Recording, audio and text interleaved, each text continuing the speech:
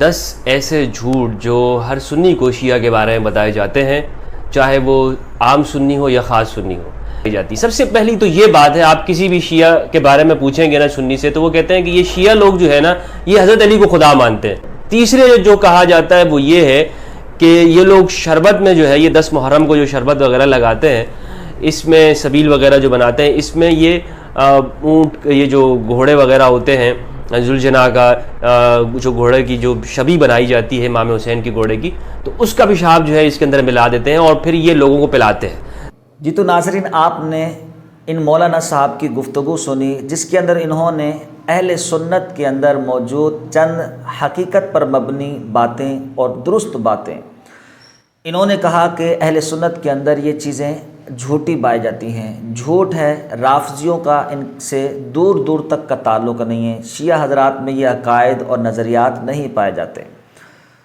اب اللہ بہتر جانتا ہے کہ انہوں نے ایسا کیوں کیا، یہ کیوں کہا۔ شیعوں کی، رافضیوں کی اندرون خانہ محبت حاصل کرنا چاہتے ہیں یا پھر لائک اور ویوز حاصل کرنے کے لیے انہوں نے ایسا کہا، وہ اللہ پاک زیادہ بہتر جانتا ہے۔ لیکن میرا کام ہے، میرا فرض ہے آپ کے سامنے دودھ کا دودھ اور پانی کا پانی کرنا، حقیقت آپ کے سامنے رکھنا۔ چند حقائق آپ کے سامنے رکھوں گا، فیصلہ آپ لوگوں پر چھوڑ دوں گا، کون غلط ہے، کون صحیح ہے، کون جھوٹا ہے، کون سچ بات کر رہا ہے۔ پہلی بات مولانا نے جو غلط کی ہے اہل سنت کے متعلق، کہ اہل سنت کے ہاں رافضیوں کے متعلق یہ عقیدہ رکھا جاتا ہے جو کہ جھوٹا ہے، کہ یہ علی کو خدا مانتے ہیں۔ اہل سنت میں یہ جو بات ہے یہ واقعتاً درست ہے، وہ میں آپ کے سامنے چند ویڈیوز کلپ آپ کے سامنے پیش کرتا ہوں، آپ پھر دیکھیں اور فیصلہ کریں۔ مولانا تو کہتے ہیں کہ رافضی ایسا نہیں کہتے، علی کو خدا نہیں مانتے۔ لیجئے یہ ویڈیو ملاحظہ کیجئے۔ انسانوں، مسلمانوں، تم پیدا ہوئے ہو علی کی بندگی کے لیے۔ قرآن کہہ رہا ہے کہ قیامت کے دن ہر بندہ اپنے خدا کے ساتھ جہنم میں جائے گا۔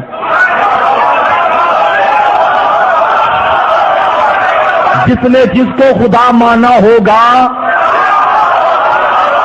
وہ اس کے ساتھ جہنم میں جائے گا، اور جس نے علی کو خدا مانا ہوگا کوئی بھیج کر دکھائے۔ علی اللہ نہیں ہے، علی اللہ کا خالق ہے، علی اللہ کا رب ہے، علی اللہ کا رازق ہے، علی اللہ کے بہت اوپر ہے۔ اللہ کی معراج کیا ہے؟ اللہ کی معراج یہ ہے کہ وہ در سیدہ جل شانہ پر اپنی داڑھی سے جھاڑو لگاتا ہے۔ اللہ کی معراج یہ ہے کہ وہ در سیدہ جل شانہ پر سجدہ کرے۔ پہلے کلپ کے اندر ذاکر کہہ رہا ہے کہ انسانوں تم پیدا ہوئے ہو علی کی بندگی کے لیے۔ یقیناً کوئی عقل اور فہم رکھنے والا اس کو درست نہیں سمجھے گا، اور یہ کفر پر مبنی جملہ ہے، اور یہ علی کو خدا ماننے کی ہی بات ہے۔ دوسرے کلپ کے اندر دوسرے ذاکر نے کہا کہ ہر بندہ جو ہے وہ اپنے خدا کے ساتھ جہنم میں جائے گا، اور جو علی کو مانتا ہوگا، علی کو خدا مانتا ہوگا، علی کی عبادت کرتا ہوگا، اور جس نے علی کو خدا مانا ہوگا اسے کون جو ہے جہنم میں بھیج سکتا ہے؟ معاذ اللہ۔ یعنی حقیقی رب جس نے اس کائنات کو بنایا وہ اپنے سامنے شرک ہوتا ہوا دیکھ رہا ہے کہ علی کو لوگ خدا مان رہے ہیں، اس کی عبادت کر رہے ہیں، اور پھر اس شرک پر وہ رب حقیقی، وہ معبود حقیقی، وہ اس بات پر بھی قادر نہیں ہے۔ دھمکی دے جا رہی ہے ذاکر کی طرف سے کہ کون ہے، اور جس نے علی کو خدا مانا ہوگا کوئی بھیج کر دکھائے کہ جو علی کو خدا ماننے والے کو جہنم میں بھیج سکتا ہے۔ یعنی رب تو ایک تو شرک کر رہے ہیں، علی کو خدا مان رہے ہیں، دوسرا پھر ایک یہ کانسیپٹ ان کے ہاں کہ جو علی کو خدا مانے اور پھر اس کو جہنم میں کون داخل کر سکتا ہے، بھیج کون سکتا ہے اس کو؟ معاذ اللہ۔ اور تیسرے کلپ کے اندر تیسرے ذاکر نے یہ بات کہی کہ علی معاذ اللہ اللہ نہیں ہے۔ علی اللہ نہیں ہے، علی اللہ کا خالق ہے، علی اللہ کا رب ہے، علی اللہ کا رازق ہے، علی اللہ کے بہت اوپر ہے۔ اور بھی بہت سارے اس نے اس طرح کے کفریہ جملے کہے ہیں، اور بھی کافی ذاکرین اور شیعہ حضرات کے ہاں اس طرح کے ویڈیو کلپ کے اندر موجود ہیں ثبوت کہ وہ علی کو معاذ اللہ خدا مانتے ہیں اور رب تبارک و تعالیٰ کے ساتھ شرک کرتے ہیں۔ رہی بات مولانا کی دوسری غلط بات کرنے کی، کہ انہوں نے کہا کہ اہل سنت کے ہاں یہ جھوٹ بولا جاتا ہے رافضیوں اور شیعوں کے بارے میں کہ رافضی حضرات جو ہیں وہ سبیل کے اندر پیشاب داخل کرتے ہیں، پیشاب شامل کر کے وہ سبیل چلاتے ہیں۔ پہلی گزارش تو یہ ہے کہ جناب والا، جب حقائق کو نہ دیکھا جائے، پوری تحقیق نہ کی جائے تو کسی کے لیے کوئی جملہ نہیں کہا جاتا، کسی کے اوپر یہ بات نہیں کی جاتی۔ حقائق دیکھے نہیں، حقیقت جانی نہیں، معلومات آپ نے صحیح سے لی نہیں، پتہ نہیں کہاں سے آپ نے معلومات حاصل کی کہ جو کہتے ہیں اہل سنت کے گھوڑے کا پیشاب جو ہے نا وہ سبیل میں ڈالا جاتا ہے۔